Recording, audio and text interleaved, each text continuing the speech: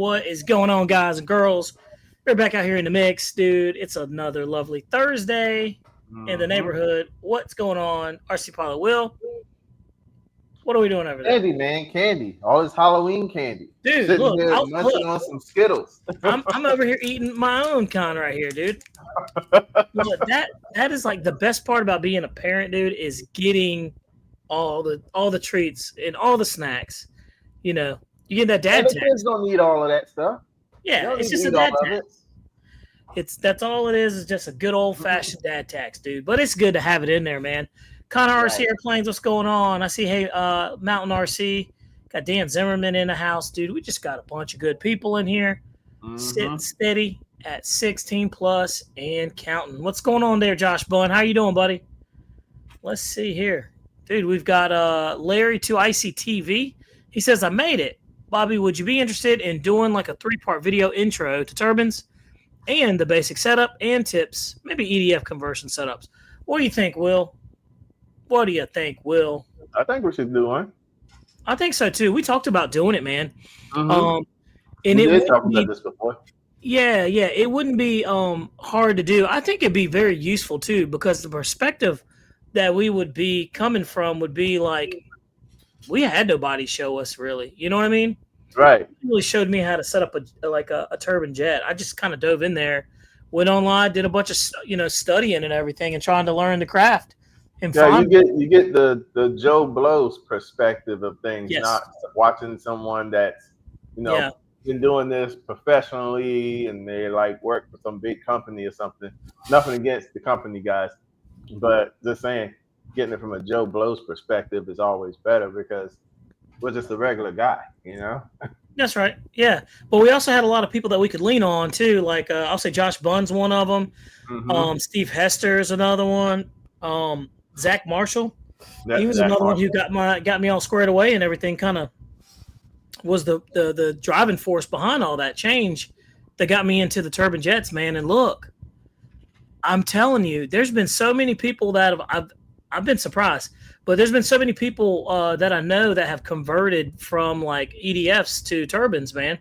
There's been quite a few people that have dabbled in both, like, yourself. You're getting ready to make your turbine journey, but you're also into the big EDFs and everything like that. So I got pushed away, Bobby. That F-22, I can't do it no more. Yeah, man. I know you're having some issues with the F-22.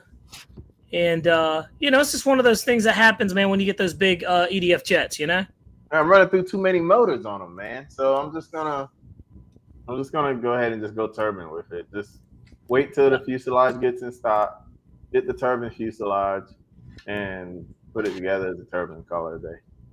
Yep. I think you'll be much happier if you go that route, too. By the way, guys, I don't know if you can see over my shoulder right here.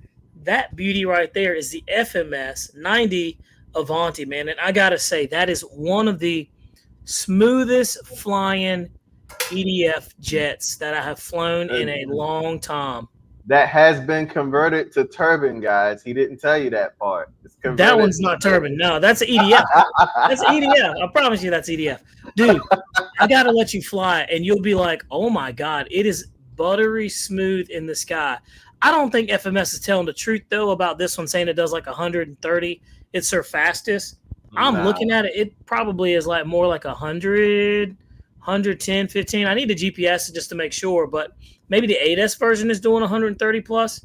But probably 8S. It's an excellent flyer. That 90 is extremely powerful in that on 6S, but I thought about trying 7S because I know you can do 7S on that. That'd be kind of cool. Yeah, you can do 7S on a 6S setup. But yeah, guys, that is going to be one of those things. I got to say that Avanti 80 millimeter, 90 millimeter is the beast.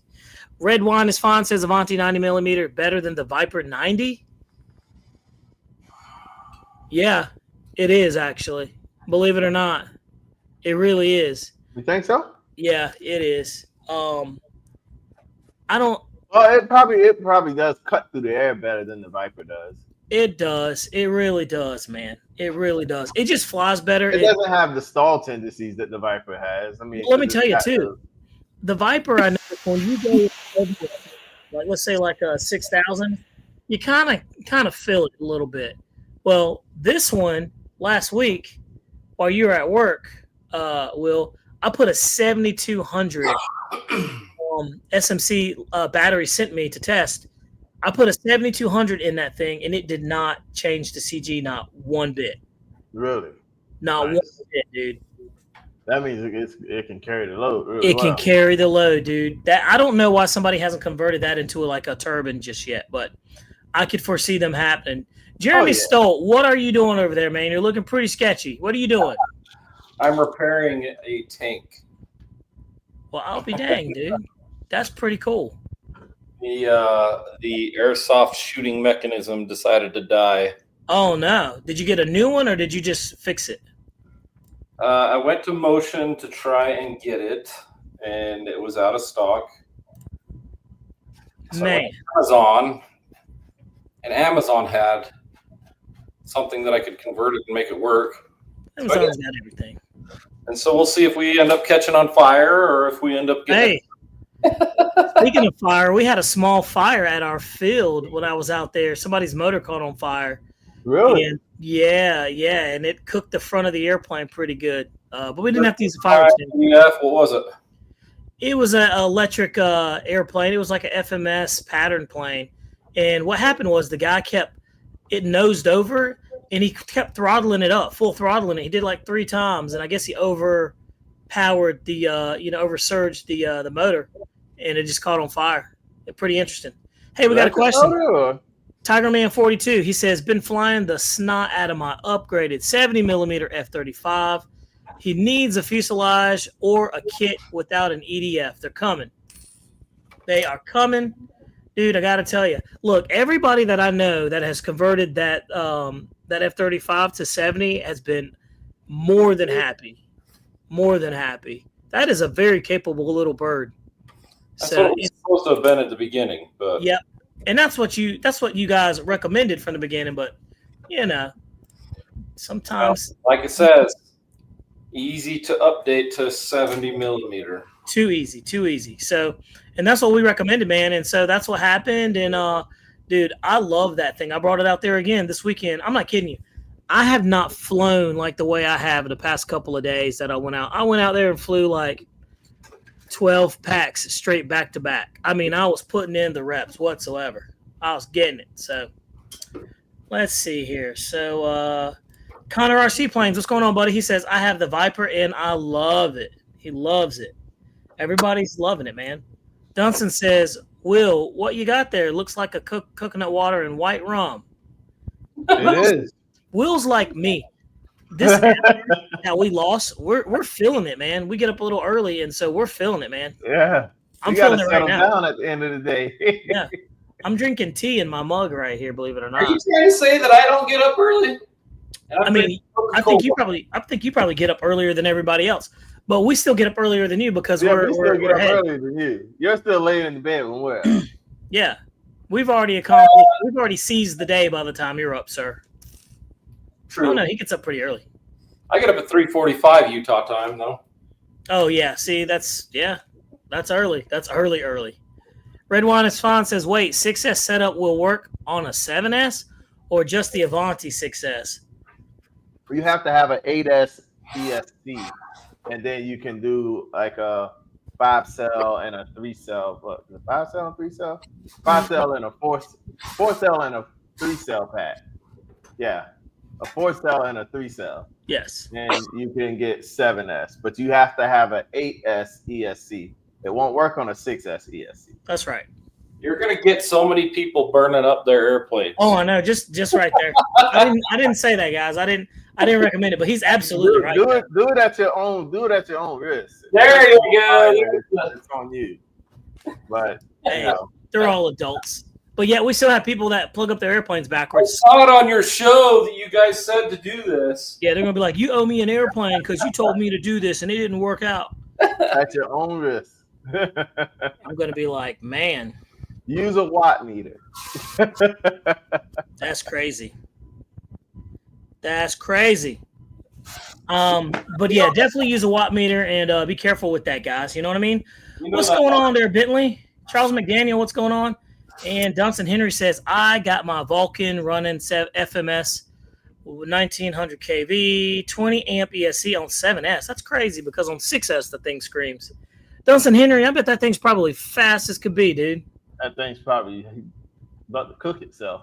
But is one more cell that big of a difference, though? What do you think, Will? What do you think, Jeremy? Oh, yeah. Sure can. Yeah, almost, that was a huge difference. Man. You think so? That's just like using high battery. I couldn't hear you. Y'all both talking at the same time. It's like what? It's like using high voltage batteries. You're getting that extra oomph out of there, right? Yeah, that's a good way to put it. I never thought about it. That's awesome. Yeah, I guess it's like going from 3S to 4S. It is a noticeable difference in that one cell. Yeah, you're right. Never really thought about it like that. Huh. Yeah, that's an additional 4.2 volts you're throwing in there. P51 fan said, Will said use a 5S and a 4S. Don't do that. That's 9. That's 9S. Huh. Yeah, do 9S. Hey, it's not gonna hey, hurt. look, I got my what is that thing called, dude? In that big Tiger 30cc I got, it runs on 10S. On 10S. So I run a 6S and a 4S. Very, very awkward. So, but I got 5,000 6S's and I got 5,000 4S's. It works out well because I have them on hand. But I'm telling you, it's pretty interesting when you start mixing and matching stuff like that. Gets a little sporty. So, all right, moving right along. Will, what's on your mind, my friend? You look like you're tired over there. What's going on?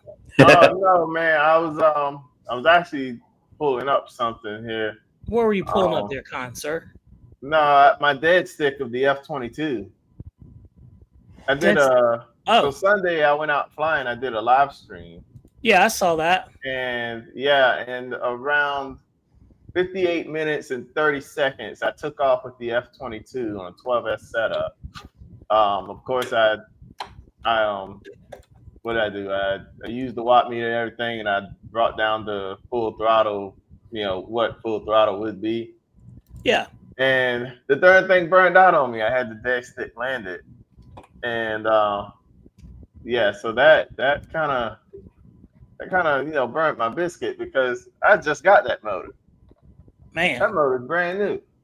And I got on the phone with JetFan, and they were FanJet. Yeah. And they sent me this form I got to fill out, and I'm trying to figure out how am I going to fill this form out if the motor doesn't work. They wanted to know the wattage output and stuff, and I'm like, how am I going to give you this information when the motor's dead? Right. Like, I can't give you the information that I can't get. So I guess I'm just going to check on it, NA, not applicable or not available. Available. Yeah, not available. And just send them the form and see what they say. They probably want me to send them the motor. I'll send them the motor or whatever. But I mean, thing burnt up. I paid like $100 and something for this motor. I need you gotta have something to show for it. You know what I mean? I gotta have something to show for it, man. So yeah, it's they I hope they stand behind it, and I'm pretty sure they will. But it's one of those things that's pretty cool to see. So yeah. Well, they gotta send they gotta send their information that I give them. They have to send that information to HET, to High End Technology, and then High End Technology has to decide from there if they're gonna warranty the motor or that's the exact same motor or whatever. That's the exact same thing. Like if we have a problem with something like that, we always have to send it in or get final approval from the actual manufacturer. Right. How does that work, Jeremy? Actual approval from the manufacturer. That means they have so you have an issue with a motor that burns up. You have to let the manufacturer know that there's an issue, and then they warranty the work, and they'll either credit you or send you another motor. Is that what happens? Depends on the situation, depends on what they see, depends on the proof, depends on all that. You know what I mean? If there's no proof, they're going to look at it and go, no. You know what I mean? Right. So what would you recommend people do when they send in a complaint like that? What would help Will prepare for what he needs to do? Yeah, I would like to know. Well, if you have video proof of everything you did on your due diligence, but what you before you flew it. Yeah, I put it on a watt meter and everything. 2,800 watts was the peak power. But do you have that on footage before or anything?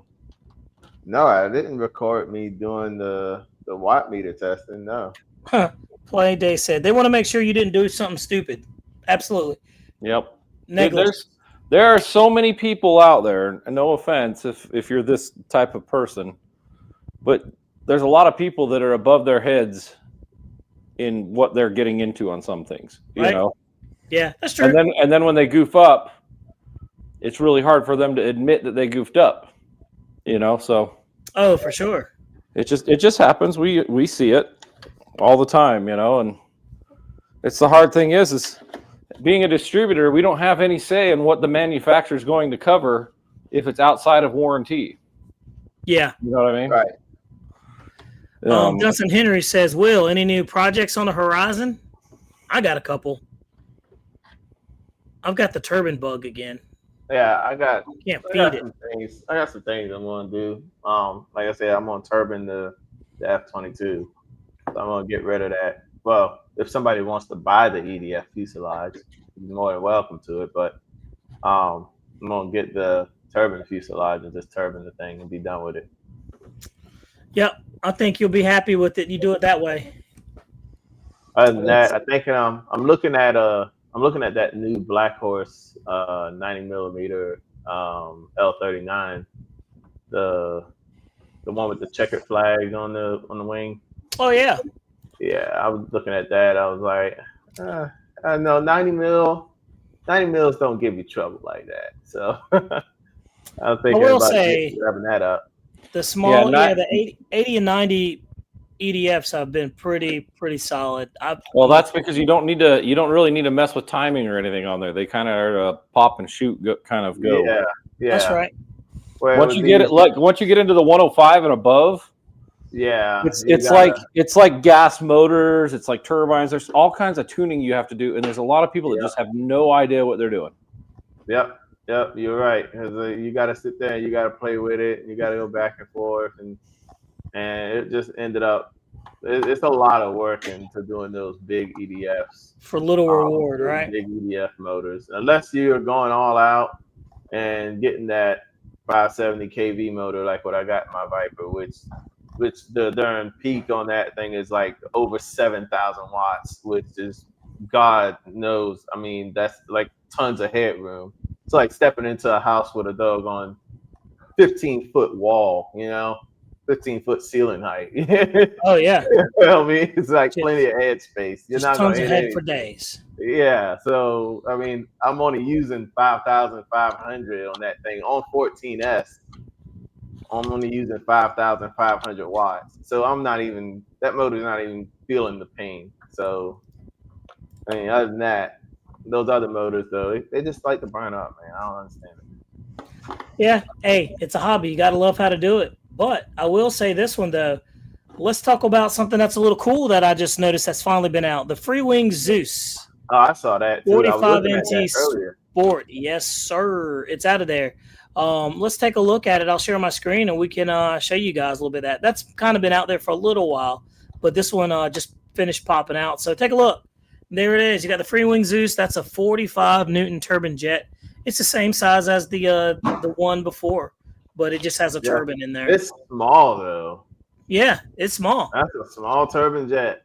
Dude, but it's perfect because when you don't want to bring a big one or something like that, you can bring this thing out and you can put it through its paces and you get all the reliability out of a turbine jet. I mean, whoa. Did you just say when you don't want to bring the big ones out? Absolutely, dude. There's times in your life. I mean, there's times in your life where you don't want to bring out the big guns. I'm looking at it like this, though, Bobby. That thing is small. If it gets going too fast, it's gonna get away from you pretty quick. You're gonna lose orientation really quick too. The big ones will do that too if you don't pay attention. The big ones take a little bit longer to get away from you. That I don't know, man. That kind of sounds like user error in my book. You know what I mean? Like inattention. I mean, it is at the same time. However, a smaller plane becomes really small. Absolutely. Without the same amount of distance that it takes a bigger plane. A bigger plane, sure. you got to get it away from you a little bit more for it to get really small. The good news about this one is it comes with the brakes already on it. It already has the gyro installed. Literally, you just drop in. This thing can run off of a Schwinn 55 or a Kingtech K30 or 45. So that's pretty interesting there. Which they don't make anymore. I've been on Kingtech's site. They say it's discontinued. The 30, I think, is definitely discontinued. 45. I don't know. 45. I haven't seen that. Let me go look and see real quick. I'm going to pop over there. I was just on that site yesterday. But it's pretty neat, guys. This is something that I could foresee, them doing with a lot of the popular EDF jets that we have out there. You can scale them down, and you can get these jets. Like this is $869, which is very affordable. I mean, that's only like a couple dollars more than their twin EDF F-14 MiG-29. The problem, though, is this. This is what happens, guys. When you start getting into this right here, those Zykoi 45s and Kingtech 45s are running around like $1,500 or more. And that's being conservative. So you're going to have, quite a bit tied up into this thing before you know it. But it is nice. Like I said, it has its niche, and I think this is a good start for it. But he is right; it's small, and it's going to get small quick. The K45 G4s are discontinued. They don't have them in G5s. That's right. Dunstan Henry says bigger planes give more room for error. Let's see. Zeus is perfect for anybody that wants to fly turbine waiver. Absolutely.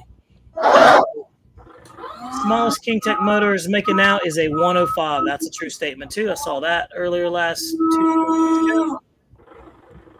BD Tennessee, what's going on? He says the Zyko 45 is 2,100 new. So there you go. Yeah, but you can get them used all day long. 2,100, you can buy a doggone. You know what I'm saying? An 80 or a 102. You know what I'm saying? Yeah. That's a lot of money for something that small that's not putting out. I know. You know what I mean? Yeah, for sure. Man, that is kind of loud. Let's I don't know what he's doing over there. I don't know, but it's loud. Let me see here. Sorry, I was playing with the tank. Yeah, I got it on the big screen. Let's look. Not an airplane, but it's still cool. Shoot the camera. Does it have a motor in there? Sounds like a tank? Supposedly. Yeah, there he goes. Is it shooting?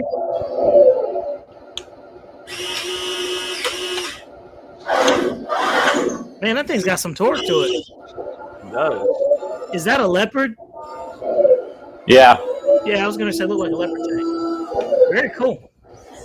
Here, we'll bring it closer just so you guys can see it real quick. Man, we love everything RC. There we go. Look at that thing. Oh, yeah. The German Leopard. Yeah.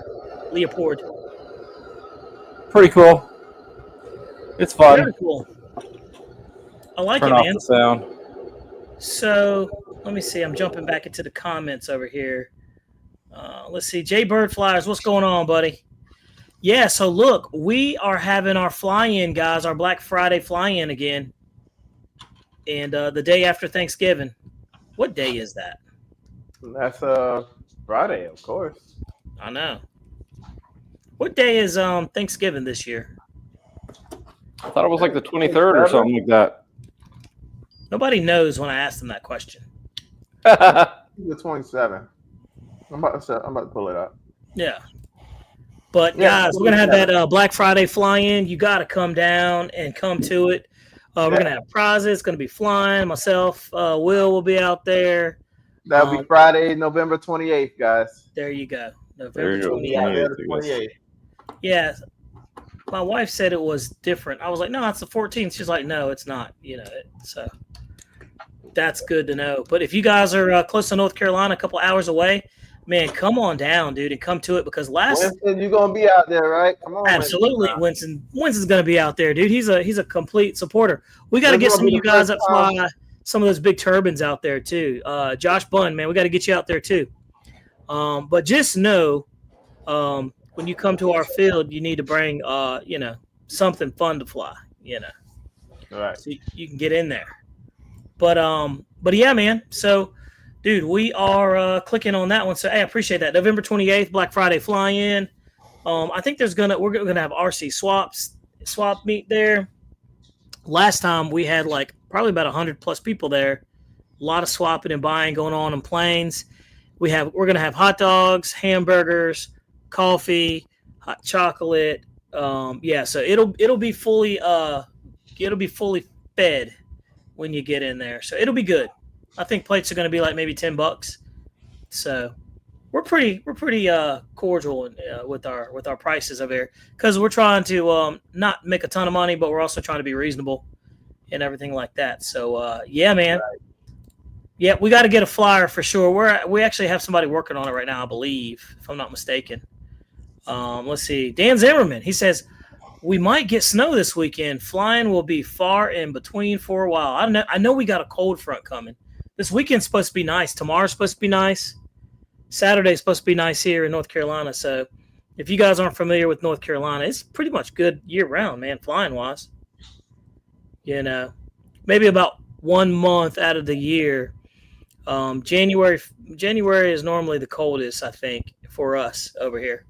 And when I say cold, is anything below 50. I'm not like you guys out there in the West that fly in this cold, thin air like Jeremy and stuff, whatnot. Yeah, I know, right? They got that nice cold, thin air.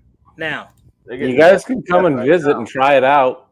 Man, I don't know, dude. I don't know if I would like that cold, crisp air like that. It's fun. It's been good. So, let's see here. Let's talk about something that I want to talk about. Somebody just asked about the A320 in the background.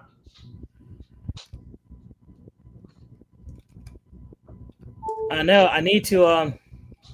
I need to fly it, man. We gotta get out and fly that thing, guys. I haven't flown it yet. I've been waiting on you. Yeah, you've been waiting on me. I've been the hold up. Everybody's been asking me to fly it and stuff like that. And this is how I do it, guys. I will not fly an airplane until like it's a true maiden flight. I've only done a untrue maiden flight maybe like twice where I get, I get tired of waiting and I just want to go or something like that or whatever. I can't wait. Super excited. But this one right here, I've been waiting for good wind. And then, myself and Will have been having family stuff come up. So, but I don't want to fly it. I don't want to fly it and then not be authentic with the review. So literally it's been sitting for what, 2-3 weeks? Yeah, it's been 3 weeks because it's been about 3 weeks since I've flown anything. Yeah.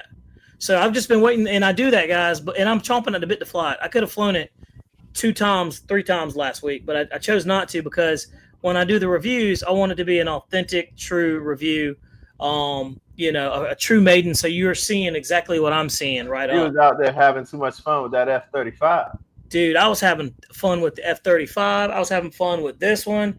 And look, I'm going to do a review on that one too, but that's the one that I went ahead and flew it. I was like, you know what?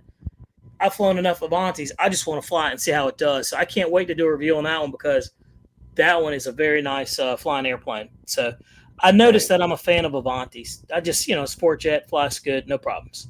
But yeah, we'll hopefully if everything calms down and we can get to it this weekend, I'd like to fly that one too if the weather prohibits. Tigerman 42, he says, I'm in Greenville, South Carolina. Got to meet up with you guys sometime. He says, so what's that, about 5 hours? Will, you're South Carolina boy. Where's it at in Greenville? Greenville, South Carolina? Yeah, you probably about 4.5, 5 hours to jump over here. It's not that bad. All right. I used to do it all the time. Not a terrible ride, right? I had to go to Columbia, so, sometimes. But William Lane says, need to ask Jeremy, why is their MiG-17 already being discontinued? Jeremy, why is the MiG-17 being discontinued at BH? If so, that's got to be something with manufacturer. Boom. It's not BH, it's manufacturer. I got a question for you. Man, what's up with those schemes on there? That Griffin, man. I like those schemes, bro. On the sport Griffin or the the yellow and the orange and the red. That's pretty neat, dude. So they wanted to make it sporty, and so in sporty seems to be flashy as the color. Dude, So those look good. That's got me wanting to buy one of those just to have it. they're neat. They're pretty. So we have the 4 different schemes. We've got the orange, we've got red, green, and yellow in the neon colors. As you guys seen, I had it on here, the airplane. It's in the trailer right now, but we're waiting for a motor to be able to get it going. But should be good to go here soon. I have to. Look at this guy. Damn. He's got his phone on What's up, guys? this What's way. going on, dude? Turn your phone to landscape. Get out of portrait. There it is. Man, that's up close. Right there. Rotate. I'm sitting down here in DeLand, Florida with Greg Alderman and Dan Landis from Boomerang Jets. We're sitting here on the couch watching TV right now. Man, oh man. Hey, what does Dan think about Injet Motors, dude? Been watching them very, very closely. What do you think about it? What? He wants to know what you think about Injet Motors. Fantastic, hasn't it? Yeah, I flew my Atom on an Injet today, 100. How'd you Instant like it? throttle response, which is getting repoed because I haven't paid for it yet. Hey, I'm on the podcast. hey, repo that thing, Dan. Hey, make sure he pays it. You know No, what it's I mean? Greg. It's gonna. I'm repost. Greg's repoing it because it's Greg's motor that Dan sold to me for nothing. Man, hey, sometimes a blind squirrel finds a nut. Man, that's great. That's good. Jeez. No, that Injet motor is really good, dude. I mean, it's we got a couple flights on it today, and it's I'm actually shocked at how great the response is on it. It's instant. Jeez, I told you the days of jet lag are going away. Like, how quick is it on throttle up to when Maybe. you're flying? It's almost like an EDF, dude. That's crazy. That's crazy. Jeremy, what do you think about those kind of times right Sorry, there? we got the TV on going on in the background, guys. So I'm sorry. I We're hear it. watching. We're watching FUBAR. Man. Jeez. Hey, Louise. Dan has a question for you. When are you going to break down and finally buy a Boomerang? Because he's like, I mean, Hey, it's time. You need to It's- just do it. you know I what? got the I'm two glad you're men right asking here that. in front of me. We can make this I'm- happen right now. I'm glad you're I can asking have an that invoice because, in your inbox in 30 seconds. hey, I wanted to talk to him about what he thought would be a good choice to rotate off our grass field. You know what I'm talking about? You've seen our field. Yeah, you think- bumpy ass field you got. Yeah. Listen to this guy over here. I know, yeah. He's trying to find. Yeah. Look. The man gets a little bit of hard surface to fly off of, and now you can't tell him anything. No, man. Once you fly off pavement, you don't want to go anywhere else. Anywhere I'm else. sure. Right? And Adam with an Injet 100, we call it done and go fly. Yeah, Adam with an Injet 100. He'll do it all day. Jeez. So you think the 1/8 scale would be pretty good? Dotson Henry, I was thinking the same thing. 1/8. They'd make it 2.1. Hey, Dustin Henry 2.1, said, brother. hey, Dustin Henry said, 2.1 sounds or like Tim's been 2.8. drinking. Sounds like Tim's been drinking. Tim's been drinking. Yes, I have been drinking a little bit. You could tell, man. Listen to him over there. He's talking slow and he's all happy. I mean, what in the world?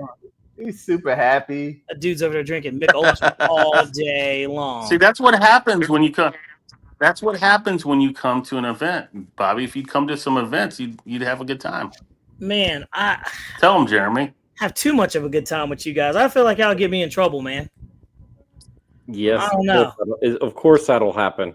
I was getting ready to say, Jeremy. You hang out with Dan Landis, it's going to cost you money and Absolutely. you have to lower your standards a little bit. Absolutely. There's and only one of those I can afford to do. So, please. You see that? You see that, Bobby? I did. I can only afford Jeremy's to do one. been just quiet in the background. Jeremy, why don't you say anything, man? Now Narcissus. I don't need to get it. I don't need to get into this battle. Hey, yes, you do. Let's get your hands dirty, man. Mountain RC said Tim's sipping on White Russians back there. Probably is. Jeez, man. Oh man. Hey, while we're That's talking about this kind of stuff, you know what my go-to is? I actually really like old fashions, man. That's just like a nice, relaxing, you know. What are you talking about? You like those OEs? OE. I don't even I don't even know this guy's even. Oh my God! is Everybody OE? thought you said old fat chicks. Oh my God, dude! What are we talking about here? Everybody here went. What did he say? Old fat chicks. Oh my God! Old fashions. Old fashions. Greg was like, he likes an old fashioned, but not old fat chicks. At least Greg knows. My God, look, Jeremy just walked away. He Oh was my like, gosh. I can't do this. Louis Motorsport said cut water. Oh Jeremy my God, dude! I don't even know Jeremy what left water is. Jeremy left the group. Yeah, he did. Look, he's like, I don't want to have anything to do with it. He can't be a part of this. Golly. Yeah, Omaha. He said, Bobby, they don't know nothing about no old E. You're right about that, dude. They don't know about old E. Or that Wild Irish Rose. Hold Hey. on. What? Will strikes me as the type to drink Wild Irish Rose. Man, hey, you can have that. Will's one of those Wild Irish Rose kind of guys. You can look at him. I'm one of those what now? What you say? I'm one of the what? I said, you like that Wild Irish Rose? One of those guys. Wow, man, come on. And then All right. what Will does, he crushes up pineapples and pours pineapples in it and pineapple juice. God, man. Hey, I tell you what, my go-to. Well, these guys, hey, you guys, these guys want to watch TV. That's fine. Hey, They're old and decrepit. They want to watch TV. hey, Tim, it was good to have you, man. Go watch TV back there. You tell All right, me- guys. Go He said watch Dateline. Boone's Farm. My God. 2020. Drinking that Bush beer over there. Gosh. All right, Tim, I'm gonna cut you loose, my friend. You have a Greg good wants to one, know buddy. what's wrong with Boone's Farm. Come on. Golly. All right, y'all be good. What's not wrong with that? I'm gonna cut this guy out of here. My God. Jeez, the show instantly went left so quick that my neck couldn't even go right. I do not drink Coke 45. He does. He does. He does. Hey, he said Will's about that Zima life. My God. Oh man. Man. Nah, hey, my go-to for just quick end of the day is a Michelob Ultra. Yeah. That's my Yeah. go-to. Yeah. I like the champagne of beers, my friend. That is a inexpensive, watered flavored alcoholic beverage for sure. That is what that is. When you want water, you should be drinking water, but you don't want to drink water, Yeah. but you want it to have a little kick in there. That's what you do. That Yep. right there. Yep. Man, oh man. Let's see here. How did we get to this point? It was all because of Tim. Tim jumps in there and just He was all Just- happy. yeah. Hey, y'all remember the Colt 45 man with Billy D. Williams in there? And I was like, man, he's so smooth. That's a Yeah. smooth dude. God, man. Oh, All right, we got to man. get back on task over here. What in the world? We went left. Yeah, we did. We went. Man. way All right, let's talk about it, dude. Jeremy, Will, good people in the forums. Let's talk about thin air and EDFs and turbine outputs. Let's get this clear.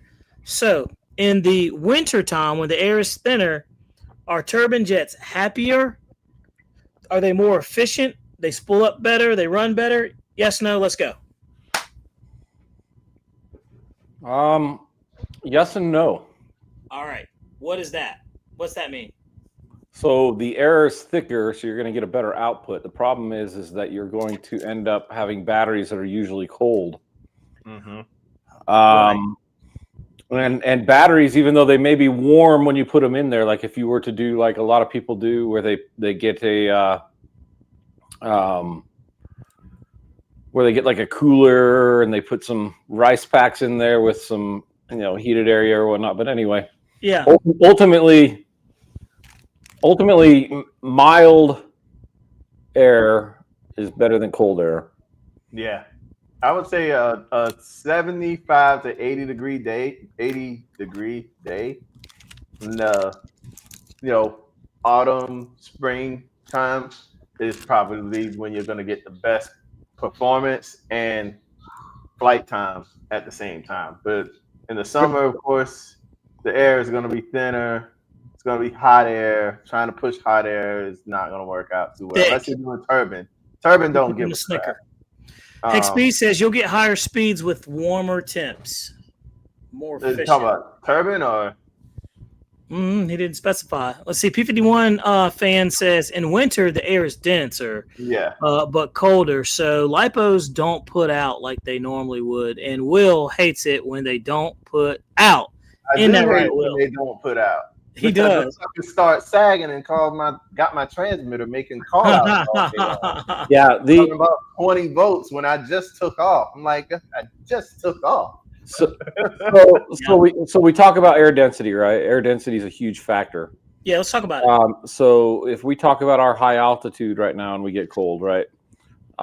We end up getting more drag on the airplane. Mm-hmm. We may be able to get a higher, greater climb out of the airplane in the end in the cold, just because the molecules are thicker in the air.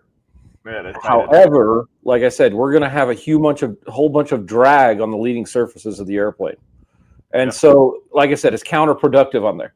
So you guys down there at altitude, you guys are always having that penalty of the drag. But it gets worse with our cool air, though. Yeah, exactly. So as you guys get hotter, essentially your altitude will just say that you're at 0, right?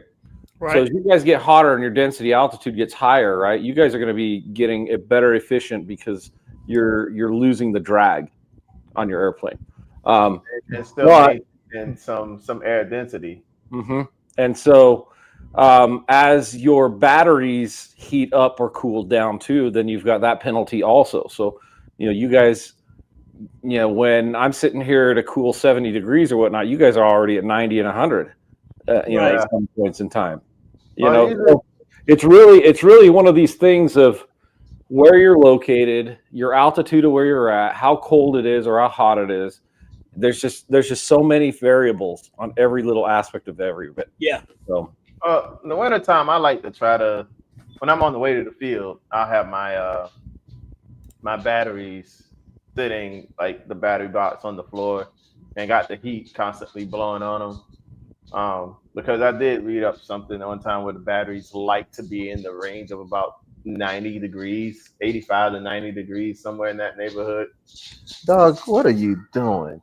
He's trying to force me to pet him. See, I don't know about that. I mean, there's a lot of things about batteries.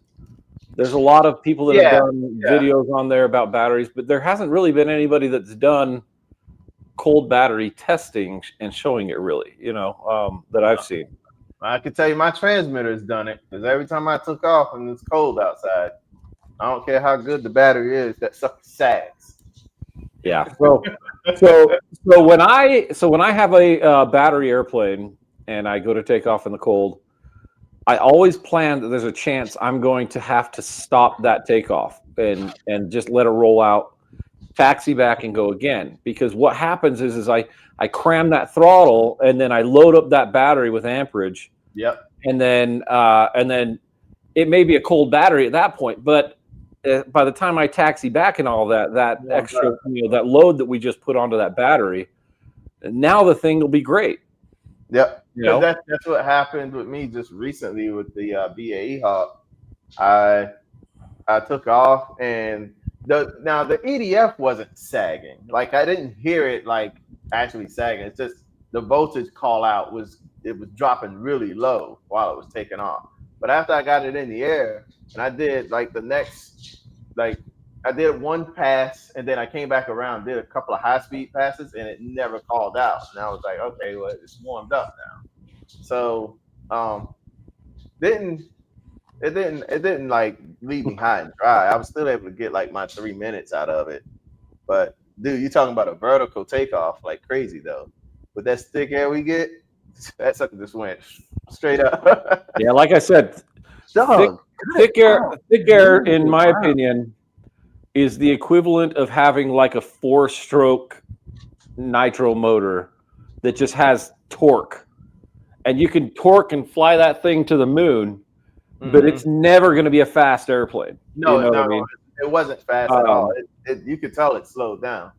Versus like a two-stroke nitro, you know, where those things are just zippy fast, but they have no torque. You put a big prop on that thing, and you know what I mean? So ultimately, there's a lot of variables, and essentially, it's all where you're at, what your altitude is, what your temperature is, and then also the other thing is whether or not you just have crap batteries. That's a big factor. That is a big factor. Yeah, that too. So lots of variables, guys.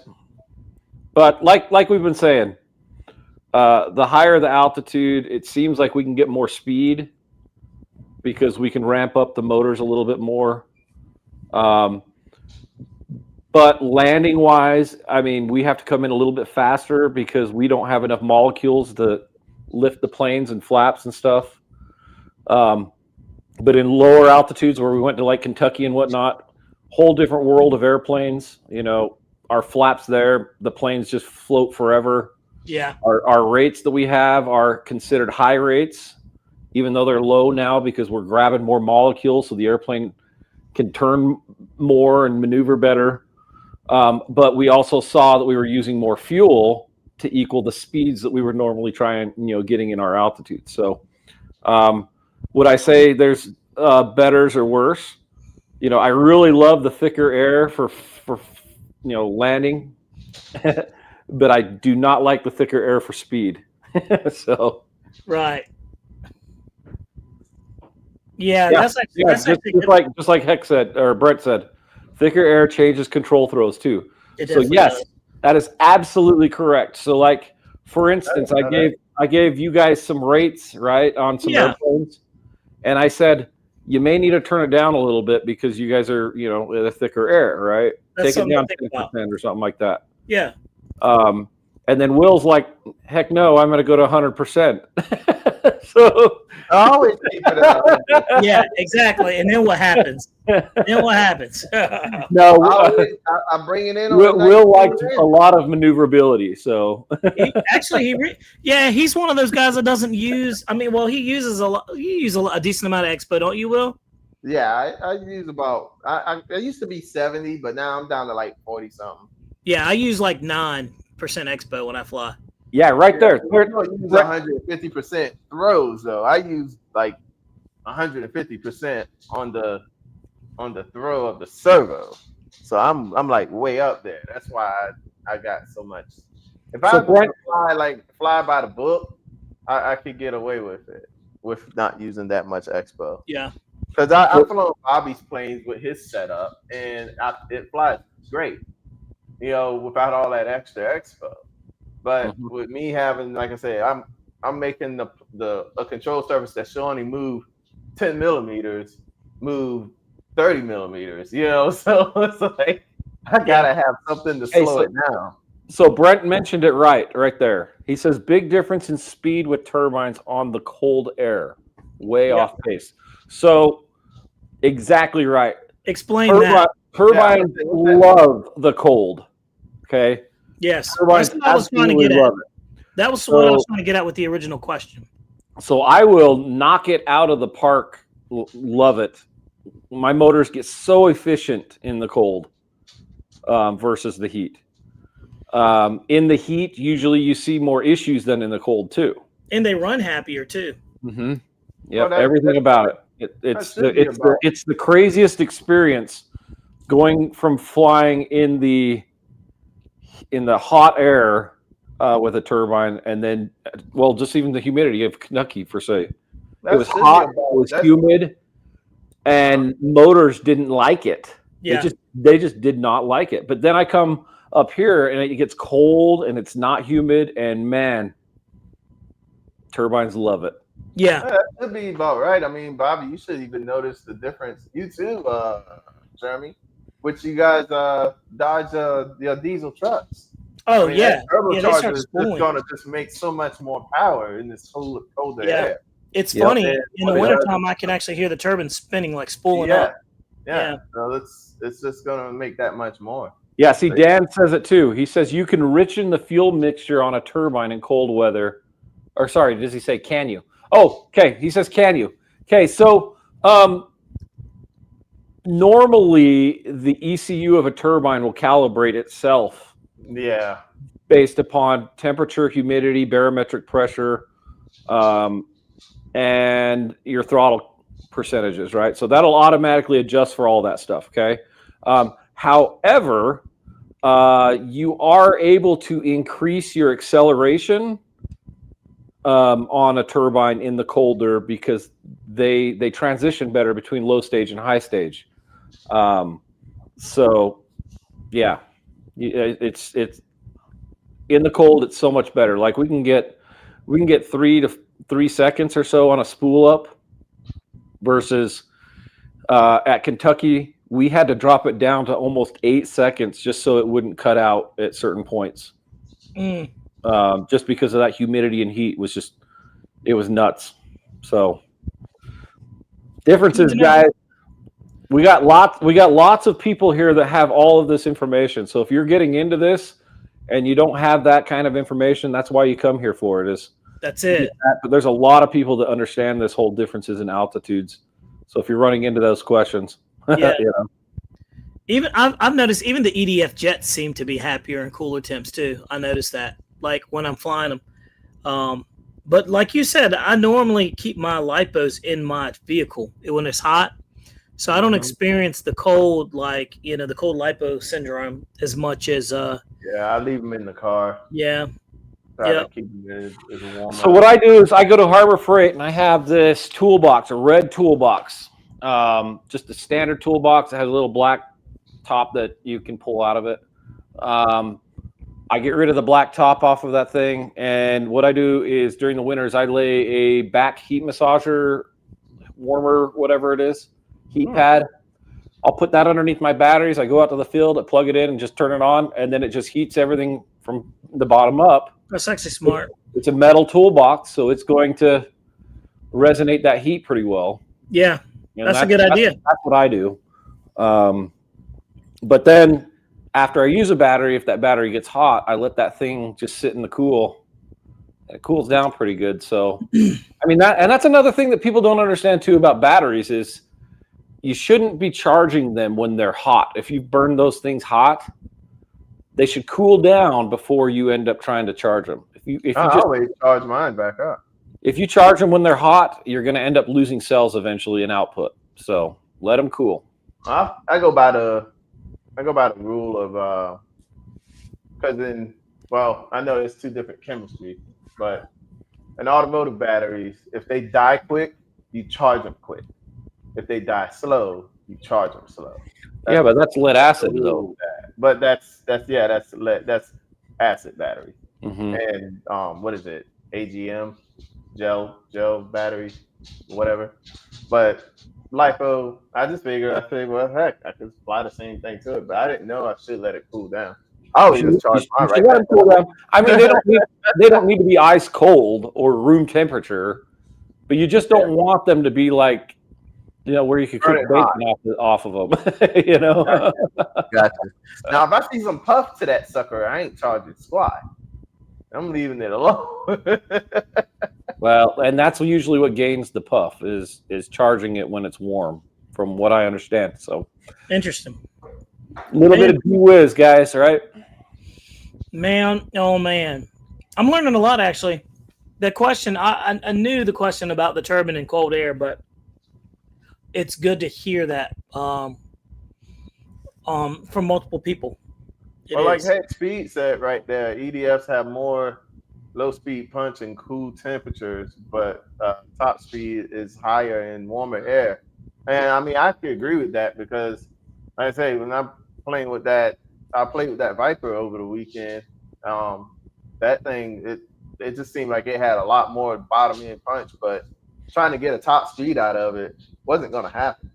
Yeah, that's why you're, when the J20, right? Remember, I was showing you guys a number of speed on mine, right? That was GPS speed, and then you guys did your guys' speed check, and you guys were like at least 20 or 30 mile an hour less speed than what we had. And so when I saw that, I'm like, the only thing that can be is that your guys' air density was just outrageous that day. Yeah, it's a warm day. And so We'll try it again in the winter time, like not winter time, but fall, like now, when the air's cooler. We got a cold front pushing through here. Do it when you got that less, when you get that less humidity, and see where that goes. And see, that's why I love. Or you can get on an airplane. No. And come here, and you can experience what I'm showing you, and you'll be like, this would be neat for some footage for you guys. One, you get to come to Utah and catch that footage. Two, some high altitude flying, going from where you're at to us, and then experiencing that. That would be some great content, I think. But you know what the problem about going to Utah is like most people that go to Utah, they never come back home. Because it's like so nice, man. It's beautiful. We've seen the pictures, dude. It looks like a postcard back there where you guys are flying. Like you got the salt flats. You got your own runway, man. You don't have to worry about it. Absolutely amazing in Utah, except for if you're from California. Yeah. I'm joking. It's not funny. That great here. That's funny. And Utah looks like Idaho. Yeah, that's crazy. Man, oh man. Just joking. He said, just kidding. I kid. Jeremy, any word on anything new coming from Banana Hobby? Yeah, there's always new stuff, but I can't say it. I mean, you can say it. I just don't know if you'll get in trouble about it. Yeah, I don't want to say it. Yeah. Well, what do you think, man? You think you should say it? No. Fine. Yeah. No, I don't want to say it. Because I don't want it to end up becoming this thing to where you guys are waiting for flipping forever for it to come out, and then I get the comments, when is it coming out? When is it coming out? When is it coming out? When is So the time will be right when you guys know what's going on with it. All of them, but He almost flipped on that one, Bobby. I know, man. I know. He was tap dancing. Flipped me. I know. He was tap dancing around that. Yeah, he tap dancing around that one real good. What am I tap dancing around? Nothing. He almost flipped. He was like, them, all of them. Pretty much. Yeah, I'm talking about the multiple airplanes that are going to be coming out. So we've got composite airplanes that eventually are going to be. We've got foam jets. Man, I love his approach to correction there. I know, right? We've got some EDFs that are in the works, and we even have some propeller airplanes. So it's coming. Let's talk about one new one that just came out too. By the way, look, I didn't really want to talk about the UMX X. What is it? Etrix, whatever. I don't. The erratics. Yeah, the erratics. Yeah. I just. Athrax. Was it Athrax? Yeah, erratics. I don't know what happened. I can tell I'm getting sleepy, dude. I'm starting to get messy with the writing. But man, the E-Flight erratics came out, and it's kind of like it's not my thing. I don't really. You're gonna be wanting to save up to maybe a little less than $1,000. Well, there you go. But let me share the screen. And that's high range, just in case. So we'll see. I'm going to share the screen real quick so we can see this erratics. And that way we can talk about it, at least for the people that want to see that. This is not my cup of tea. I don't care about hovering and all that stuff and 3D flying. It's not my thing. I don't really care about that. But if you do care, this is a very nice, capable airplane. Comes with the AS3X. It's got safe on there. At an affordable price, $169 is a pretty good deal. If you want to fly and hover right there and float around. So there you have it. And I don't know who this guy is, but he's in most of the pictures. Looks kind of rough there. $169 for that. For that piece of flat foam board. And I mean, it ain't. It's about $3 worth of foam board. And then that right there is about $30. The motor's about $30. Then the ESC gyro and all is about $30. So 30, 60, 70, 80. And and you got about $5 worth of foam board in there, so about $85 worth of stuff. And then after it's all said and done, they got to put their markup on it to make a profit. And boom, there you have it. Making a bigger profit than that, because that $30 you were calling out Yeah, man, I was being generous for us to buy it and then put it together. So the ESC and the motor for What about the price you get this? About $30 together. Yeah, they're $15 a piece. So, yeah, you're not kidding. Yeah, so they're making a huge profit. For sure. The manufacturers are making a huge profit. Yep. Spend a couple more bucks and you can get you a F-35. You know what I mean? Right. Something with some beef to it.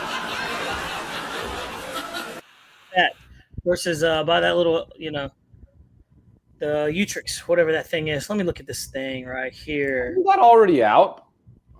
Yeah, I think no, it's on pre-order. That thing's on pre-order. The larger one is already out. What? And then it came out with a Balsa one too. So what? Yeah, but I thought they already had the smaller one out. Winston Brown says the rest of Maybe that not. I don't price know. is tariffs. So we'll see. Trump actually brought the tariffs down on China, man. He did. He sure did. He brought the tariffs down on China, 10%. Yeah, he finally got them to understand, and they kind of understood what the deal was, and so they came to an agreement. That's always nice when the prices come down, Let's see if Verizon drops any prices, though. We'll have to see. This is Sparta! So we'll have to find out for sure. I don't know. Yeah, see, I don't know what the tariff currently is for bringing in airplanes right now. Is it just for airplanes, or is it like how's that work? Isn't it from like what toys? It's all toys is what RC kind of gets thrown into. It used to, if you remember earlier, when this happened a while ago, RC was not included in the toys thing. Now it's like a whole spectrum thing of everything. I miss it. So I'll tell you this. I just pulled it up. Tariffs on imported toys reached 22.4% for baby and toddler items and 20% for toys aimed at ages 3 to 12 in June of 2025. So, yeah. Let's see where it's at right now. So it's looking like it's anywhere from 10 to 20% right now. And it puts the average tariff rate around 57.6%. So, there you go. It's better than what it was, I guess. But yeah, man. So look, we have been rolling for an hour and 2 minutes. Let's see. Winston says Horizon Hobby keeping prices up. I know they are, man. I know it's quite annoying. There's a lot of stuff that I want, but I'm not gonna get because I don't want to pay the tariffs. Viper 90 is on sale. That's true at Horizon Hobby. That's been a good one. I think that Viper 90 has been around so long, it's time for a version 2. You know what I mean? Like, it needs the treatment of all the Avantis and everything. You need a version 2 come out. So you don't want it to be another Timber. You know what they're gonna do with that Viper, right? You're right. You know what they're gonna do with it. They're gonna do the same thing with that Viper that they did with the Viper 70. The Viper 70 was they made it smart. That blue and white, and then they turned around and brought the new one out, and it was the blue with the yellow. They're gonna take the Viper 90 and bring the blue and orange one over here, and say, "Hey, new Viper 90." It's true. And everybody's gonna jump. It's a great airplane, though. So many people love that thing. I know. If people want a different color, great. It works for them. But I mean, don't get me wrong. If they did bring that blue and orange one over here, I would buy it. Absolutely. Why would you not? But look, dudes, we've been rolling for an hour and 4 minutes. It's time for us to wind this bad boy down. I say it's time for us to pick it up and head out. Will, what you got, buddy? You got nothing. He's got food in his mouth. That's what he's got. What do you got over there? What do you call you, Tim? You call Tim Tom? Jeremy? Yeah, Jeremy. What you got, buddy? Let's see. Nothing. Events. Got nothing. There is a jet event in Vegas. Trying to find it real quick. That we're hoping to be at. Horizon has quietly upgrading the Vipers into 70mm F-16s as well. That's true. Winston Brown wants got a question for you, Jeremy. He says, "Whose 737 is that in the background? Is that yours?" That's Free Wing. Boom. That is going to be made into an AWACS. Nice. So here, let's show that real quick. But I'm trying to end the show. I know you are. I'm just kidding.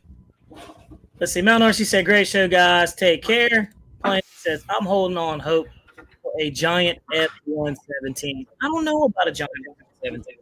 So here's the radome we're gonna have on it. I've already done this once before. Yeah, Omaha was just like another. Yeah. Well, the problem is it was a tank for how heavy it was. Are you gonna put a servo on it that'll spin it? The other one did. It had this massive motor. So I learned a lot of things on that. I was trying to see if I could find it. Don't forget to give us a thumbs up on the way out. So what I learned a lot on there with the dome was that the air resistance on it made it to where it did not want to spin. Oh, wow. And so I ended up having to redraw several things on CAD to where I ended up putting a 4-bearing system on there to where as the dome would raise in the front, it would hit a bearing. And so the bearings would stay and keep it a little bit true on there. So it did spin on the one that I had, but at a sacrifice of having to have a humongous motor that was able to turn the torque. And so in adding all that extra weight in there, so I already had 2 batteries, 4 motors, 4 ESCs, semi-scale landing gear that I made from scratch, doors that actually had the 707 type look on them, the radome, all that stuff on there. I mean, I was sitting in an airplane. I believe that thing was, and I'm trying to guess, I was either 16 or 18 pounds. And that's heavy for that airplane. It was massively heavy. And so I still have, I have the KC-135 still. I've had that thing for 5 years, and it still flies tried and true. But it's also heavy. I believe it's, sitting at 12 pounds or something like that. But it still flies good, but it just lands like a tank. So yeah. I gotta find a way to make things lighter. One of the things that we found when we were doing the wings and the scale gear on there is that I had to restructure the actual wing supports. And so those wing supports had to change because the landing gear would go in, and because they were a double bogey system, they now ended up running into the aft spar that was on the back of the wing there. And so we had to change a bunch of things on there to make that right. We ended up doing a plywood system. And but anyway, we got it working, but I figured out some ideas of how to make it lighter, and I'm thinking that we can hopefully get 3, maybe 4 pounds out of it. So it should be pretty awesome. So we'll get there eventually, dude. That's I may just say screw it and sell this kit brand new in box. When you get that done, dude, that's going to be actually pretty cool. 18 pounds though, man, that's pretty brawny for that airplane, don't you think? Yeah, I mean, I've done it before. Jeez, man. It flew great until it didn't. I actually got it into a high-speed stall. I dropped flaps down and gear down. Wow. And in the turn, and it just rolled it over and kept it going in, and that was it. So that's actually a good point. Hexbeat says add those A320 fans in it. Call it a day. I mean, everything's already 70 mil. That's true. By the way, that MiG back there, you got it up and running? How's it looking? I gotta get a motor and an ESC to put into it. Man. Other than that, we good to go. Well, look, guys, we're gonna close this bad boy out. We've been rolling for 1 hour and 10 minutes, and unfortunately, I'm tired. Time for me to punch on out of here, boys and girls. Been a long day. Can't wait till tomorrow. Is going to be a nice weekend. I'm going to get some good flying in there, and hopefully we can get RC Pilot Will out there and Jeremy get out there. We got some good footage to take, and we'll report back to you guys. But one more thing. What you got?